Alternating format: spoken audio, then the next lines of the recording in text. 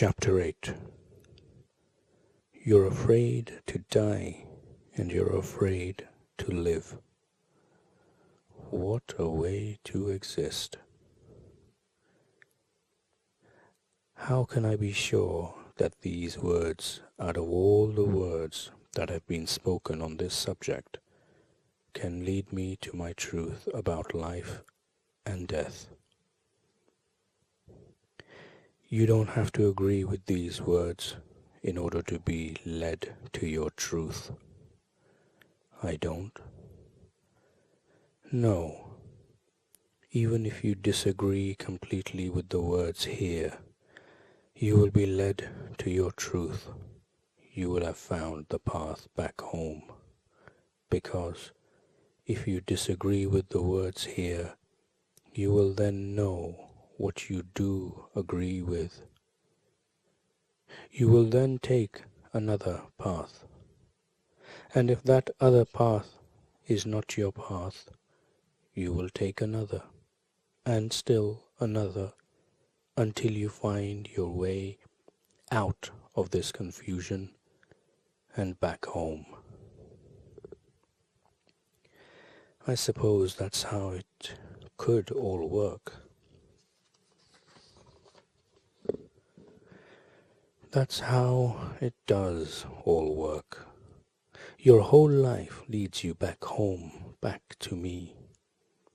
Therefore, bless every event, every person, every moment, for each is sacred. Even if you disagree with that event, even if you dislike that person, even if you are not enjoying that moment, all are sacred. For life informs life about life through the process of life itself. And there is nothing more sacred than knowing and then experiencing what life has to tell us about ourselves. And so, having this very conversation, even if you disagree with it, will lead you to your truth and your path home. You will also be led to that path if you agree with this conversation. Either way, this conversation will get you where you seek to go. All paths lead home. Every single one. And each path has its own marks on the trees to help lead me there. Precisely. Now you are understanding. Those are all your own markings that you see on the trees. Look around. Nothing is here that you have not placed here. Yet sometimes you will not recognize your own marks. If you look at them from a different angle, they may look different to you. They may look as though someone else has placed them there. We are talking, of course, about the marks of your life, particularly those that you would call scars. Be careful not to think that someone else has placed them there. That would turn you into a victim and someone else into a villain. Yet in life, as I have already told you, there are no victims and no villains. Always remember that. My wonderful friend Elizabeth Kubler-Ross used to say something about this that I really loved.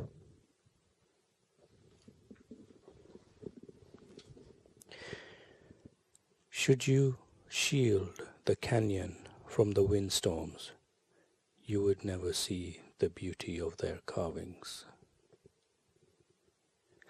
Yes, That is what I meant earlier when I said that all of life is wonderful, just as death is wonderful. It is all a matter of perspective. Perspective creates perception. Yes. No, don't just say yes.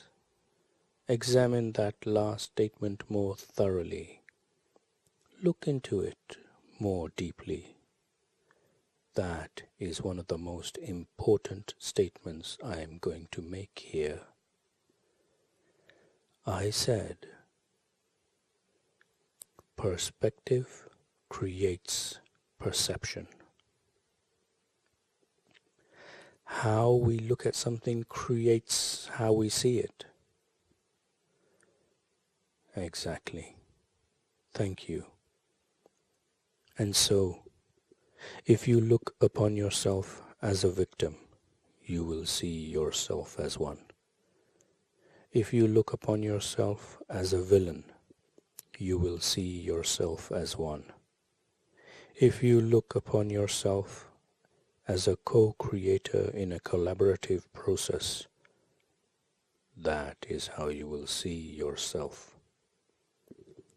If you look upon every event of your life, including death, as a gift, you will see it as a treasure that will serve you always and lead you to joy. If you look upon any event, including death, as a tragedy, you will mourn it forever and receive nothing from it but everlasting sorrow.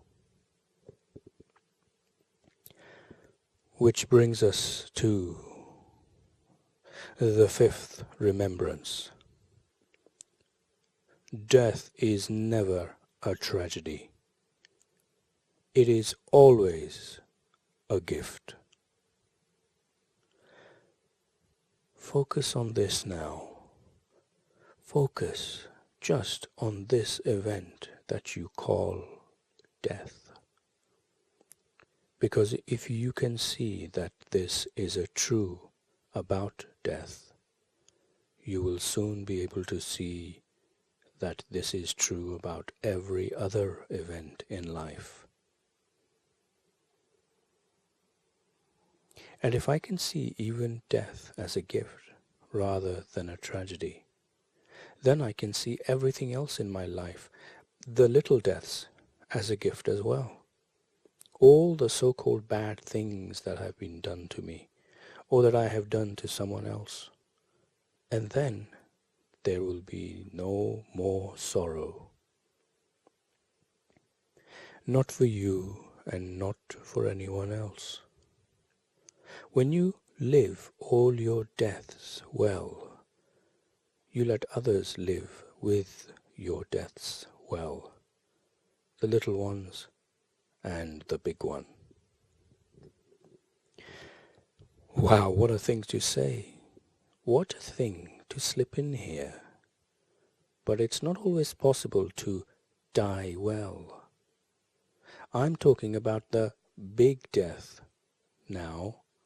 I mean, sometimes we're just plain afraid to die. Of course you are. And when you're also afraid of the little deaths, meaning any defeat or loss, you're also afraid to live. So you're afraid to die, and you're afraid to live. What a way to exist. So help us. What do you think I'm doing here? I'm spending time here helping you get rid of your fear of the big death. Because when you are not afraid of that, you are no longer afraid of anything, and you can truly live. So why are we all so deathly afraid of dying? because of what you've been taught about death, because of what you've been told.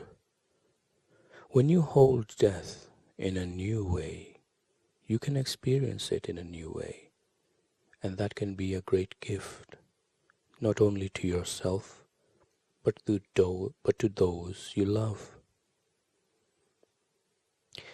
I have a friend, Andrew Parker, who lives in Australia, and whose wonderful wife, Pip, she was called by those who loved her, did just that.